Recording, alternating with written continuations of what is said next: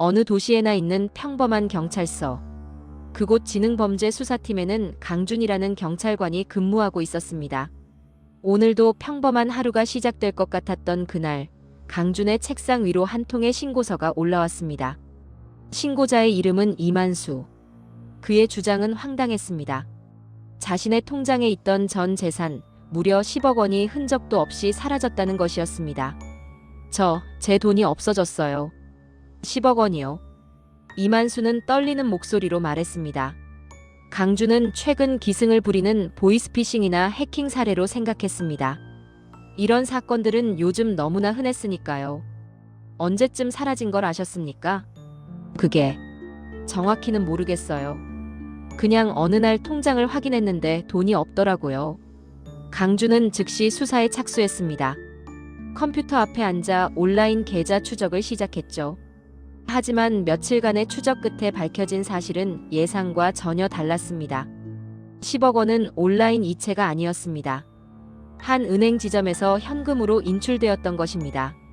강준은 즉시 해당 은행을 찾아가 CCTV 자료를 확보했습니다. 이 날짜, 이 시간대 영상을 보여주세요. 모니터에 영상이 재생되기 시작했습니다. 은행 창구 앞에 한 남자가 서 있었습니다.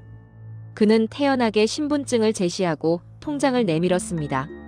10억 원을 전액 현금으로 인출하겠습니다. 은행원은 고액 인출이라 확인 절차를 거쳤지만 이상한 점은 없었습니다. 모든 것이 정상적인 거래였습니다.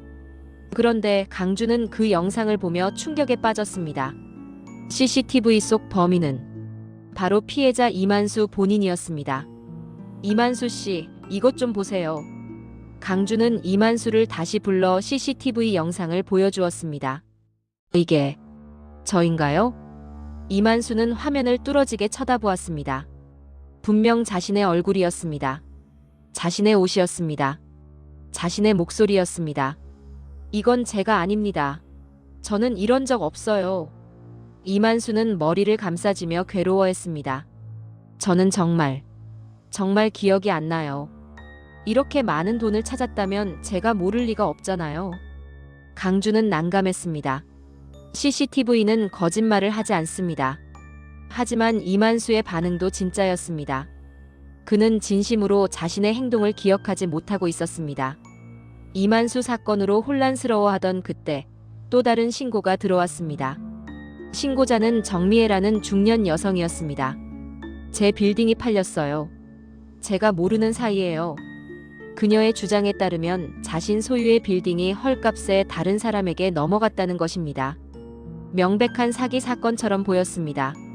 분명의 도용과 사문서 위조 사건으로 보입니다. 강준은 거래를 중개한 부동산 중개인을 찾아갔습니다. 아니, 무슨 말씀이세요? 정미애 씨 본인이 직접 오셔서 거래하셨는걸요. 본인이요? 네. 인감증명서도 인감도장도 다 가져오셨어요. 여기 CCTV 영상 있습니다. 강준은 또다시 CCTV 영상을 확인했습니다. 그리고 또다시 충격을 받았습니다. 부동산 거래를 진행한 사람은 틀림없이 정미애 본인이었습니다. 그녀는 명확한 의식을 가지고 서류에 서명했고 거래를 완료했습니다. 정미애 씨, 이 영상을 보십시오. 이게 저예요? 아니, 저는 이런 적이 없어요. 정미애도 이만수와 똑같은 반응을 보였습니다. 자신의 행동을 전혀 기억하지 못했습니다.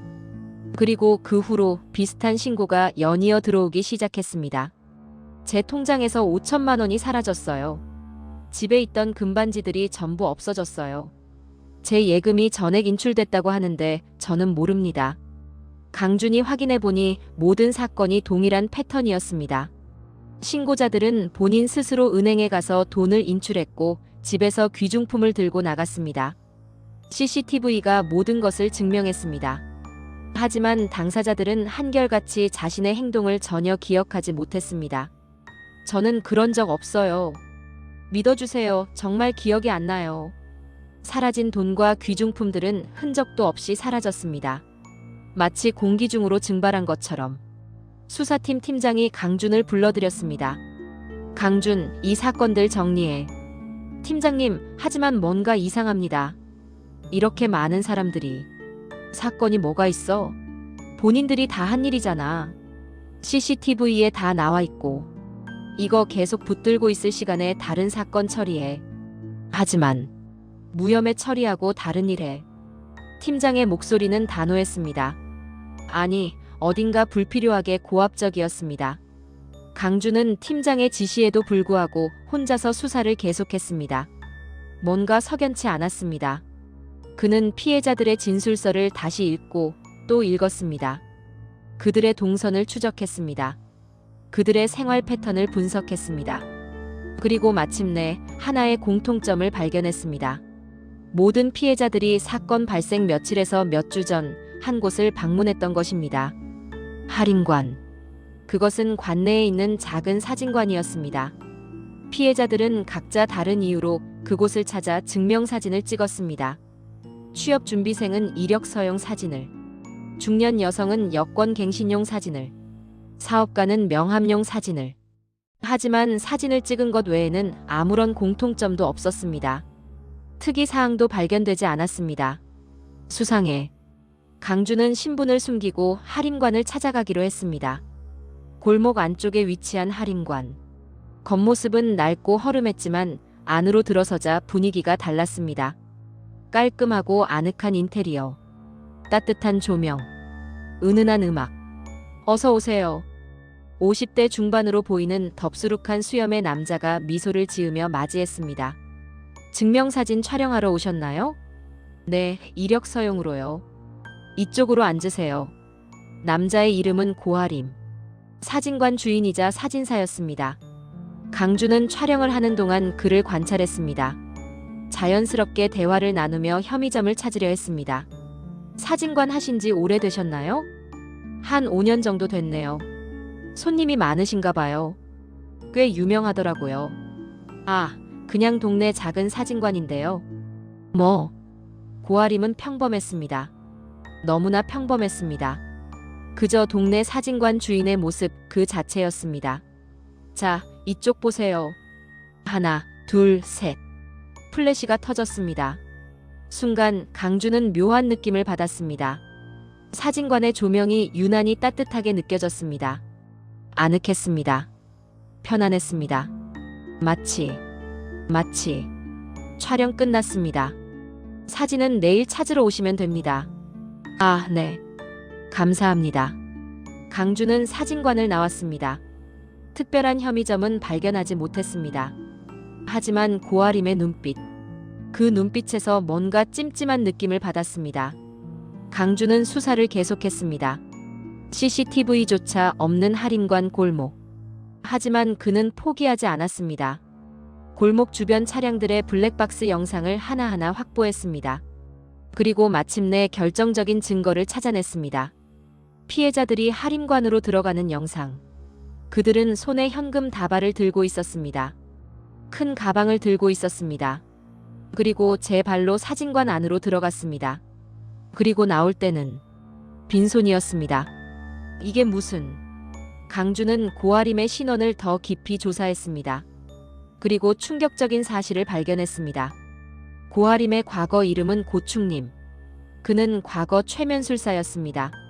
최면으로 병을 고칠 수 있다며 영업을 하다가 사기죄로 고발당해 감옥에 갔던 전과자였습니다. 최면술 업계에서는 제법 유명했던 인물. 최면. 그래, 최면이었어.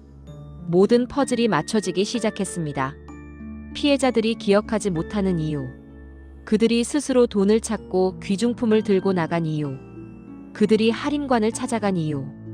고아림은 사진을 찍는다는 명목으로 사람들에게 최면을 걸었던 것입니다. 따뜻한 조명, 아늑한 분위기, 은은한 음악. 모든 것이 최면을 위한 장치였습니다. 그리고 최면에 걸린 사람들에게 명령했던 것입니다.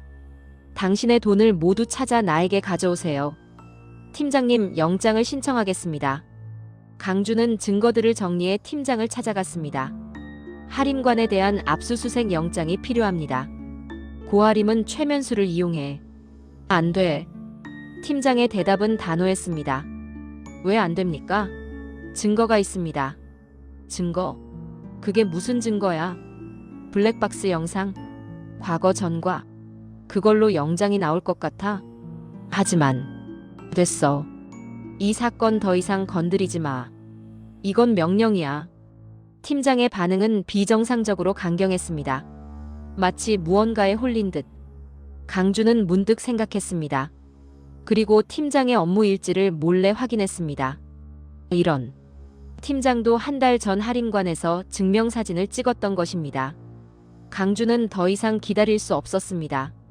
그는 무작정 할인관으로 달려갔습니다. 고아림.